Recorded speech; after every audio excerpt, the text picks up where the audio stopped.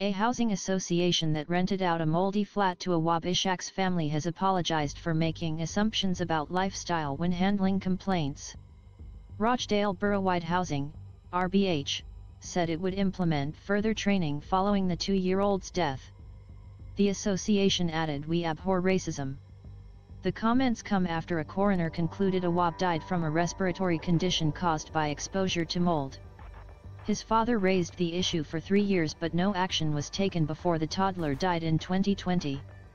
The family said they had no doubt at all that we were treated this way because we are not from this country and less aware of how the systems in the UK work. In a series of tweets posted on Tuesday, the association said, "We did make assumptions about lifestyle and we accept that we got that wrong.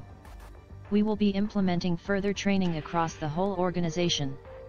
We abhor racism in any shape or form and we know that we have a responsibility to all our communities." RBH said it would significantly accelerate inspection of the homes in its portfolio and would take immediate action to get rid of damp and mould. RBH and all the housing sector must now treat damp and mould as one of our critical housing safety issues, it added.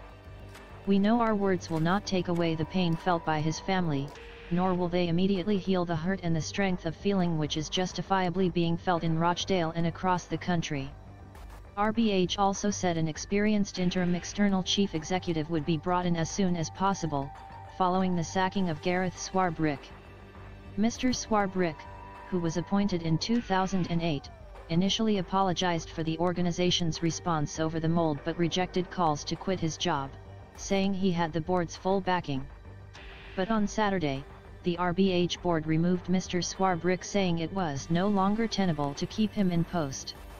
Awaab's inquest, which concluded last week, heard his father Faisal Abdullah, who came from Sudan to the UK in 2016 and was joined by his wife Aisha Amin a year later, reported mould in their flat to RBH in 2017 and was told to paint over it. In June 2020, the family contacted solicitors and initiated a claim over the recurring mould issue, but policy meant any repairs would not be done until an agreement had been reached. The inquest heard Awaab had consistently suffered from cold and respiratory issues. He died after being rushed to hospital with shortness of breath in December that year. Why not follow BBC Northwest on Facebook, Twitter and Instagram? You can also send story ideas to northwest.newsonline@bbc.co.uk. The BBC is not responsible for the content of external sites.